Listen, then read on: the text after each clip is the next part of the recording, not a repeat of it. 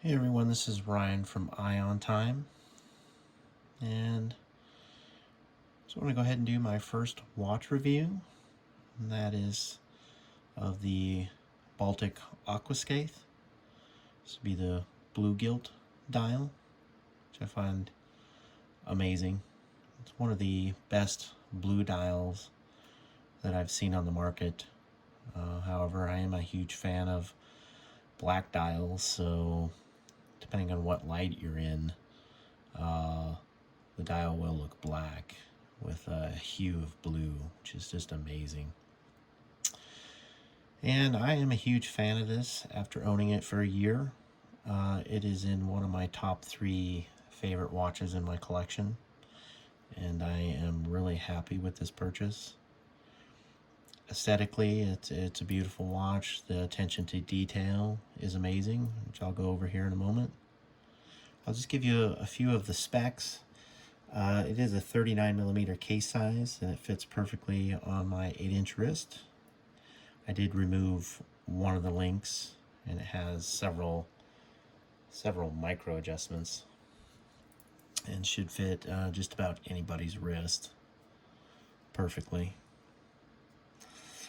The case thickness is only 12mm, and that is due to the Miyota 9039 movement, which is a very thin movement for Miyota, and is one of their higher end movements available. And it does have a 42-hour power reserve. The movement itself is only 3.9mm thick, so they're able to make a very thin watch that easily slips over the cuff. And it has a screw down crown. It has 200 meters of water resistance. It is marketed as a tool watch or a dive watch, and it's an amazing watch, I have to say. I still can't get over the dial. Again, I think it's just one of the most beautiful dials on the market right now. And I really enjoy the vintage inspired aesthetics. The dial is a sandwich dial, which means it has the lume sandwiched under a plate and another plate above it. The indices are perfect. I believe that just a right amount of busyness of the dial. It's just very simplistic dial, which they have done a great job of doing. It does have a sapphire domed crystal, which is just beautiful, as well as a sapphire lined bezel, which is my first. And I have to say, I really like the aesthetic look of the sapphire inlay on the bezel. It's just amazing. The lume is super bright, much better than most big brands, and I'll try to show you a picture of that here in a moment. It's made of 316L stainless steel, and it is a 24 joule movement, a 42-hour power reserve. So it's just a great all-around watch. As far as the aesthetics,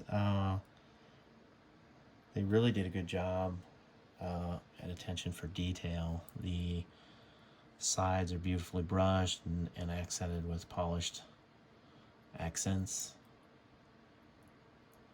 And unfortunately, this the light doesn't do it any justice. In the sun, it's just an amazing, beautiful piece. I really feel like when I put it on, I'm really wearing a stylish watch, and I always get asked questions about it. So it does have a signed crown. It's beautifully polished on the surface, as well as an etched crown. The bezel is a 120 click bezel, and it sounds perfect. Has the perfect amount of tension, in my opinion, and it lines up perfectly with the 12 o'clock indice. If you haven't seen the video for the advertisement, go to their website. I'll post a link down below. It's their advertisement for this watch is probably one of the best ones I've ever seen. It really captures the essence of what it means to be a man, in my opinion. It is a great advertisement. Really hooked me into this watch. I can't say that I'm highly inspired by advertisements, but in this case, it is one of the few advertisements that really drew me into this watch, along with the its unique dial. So I would say the only drawback to this watch, and initially was a hang up for me, but I eventually went ahead and pulled the trigger and purchased the watch because I was just so in love with the dial and the aesthetic look of this watch. Was the cost. I believe it's listed on their website for $637 plus VAT costs, and typically that is way more than I will pay for a watch. But in this case, I love this watch so much, I just went ahead and got it. I felt that it was unique enough, and the more I collect watches, the more I'm seeking out and looking for unique pieces rather than mainstream luxury watches. I would prefer to own several watches versus one luxury piece. So, to his own. I do feel like there is a lot of value in this watch, regardless of the price. And there are a few micro brands that I'd be willing to pay for a unique timepiece. So the caseback is amazing as well. It has a really nice engraved caseback. I loved how they engraved it. It really catches the light, and it has an engraved diver on the back, which I really like that. And again, the case is very well milled and brushed. One other drawback to the watch, in my opinion, is the bracelet. Even though I believe it's a nice bracelet, for the money I would expect to get a little bit more. Most likely I would really prefer a fold-over clasp with this watch, but it does have a nice detail of the polished edges here with the Baltic engraved, and the fold-over clasp is milled. However, the this part here is, I believe, stamped. So I would expect a little bit more for the bracelet, along with maybe perhaps a diver's extension. It does have a lot of micro adjustments. I did remove one link for my 8-inch wrist, and it fits perfectly. I'm really gravitating more and more towards the 38 to 40 millimeter range, preferably the 40. But as a vintage inspired watch, I believe this is the perfect size. Also, I know they market the quick release strap option. I'm not a huge fan of that. I feel like it really cheapens the watch. If I'm going to change out the straps, I'm not going to need to do that in a quick fashion. And I really wish manufacturers would get away from the quick release. I feel like it just cheapens the watch. I'd rather have traditional spring style pins. It does have drilled lug holes, which is a nice feature on the watch as well. And it does have the vintage style lume on the watch, which is really good. It has a lot of lume, and I'll show that here in just a moment. It is a sandwich dial, which really gives it a kind of a depth a little bit of a depth to the dial that I really enjoy. And overall, I'm super pleased with this watch. Again, it's in my top 3 favorite watches in my collection. And this is definitely a keeper for me.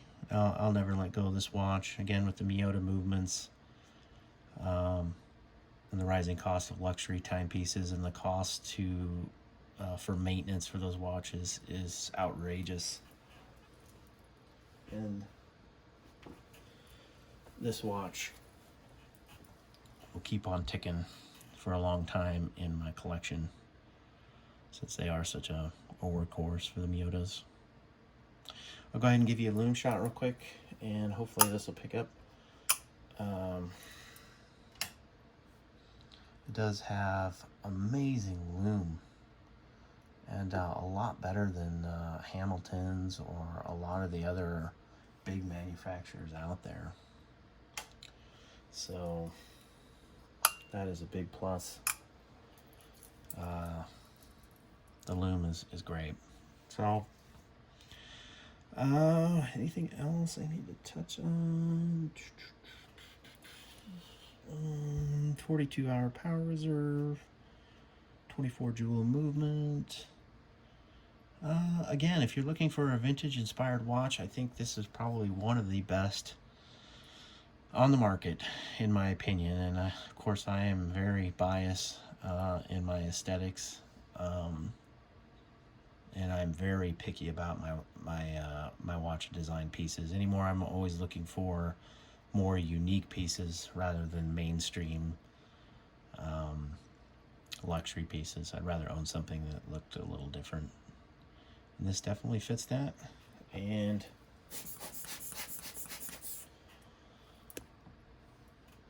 I can't wait to see what Baltic has in the future. And anyway, there's my review of the Baltic Aquascaphe in the blue gilt. And I'll go ahead and leave a link to the advertisement. I'll just love the advertisement. So anyway, guys, thanks for watching, and we'll have more videos soon. Thank you.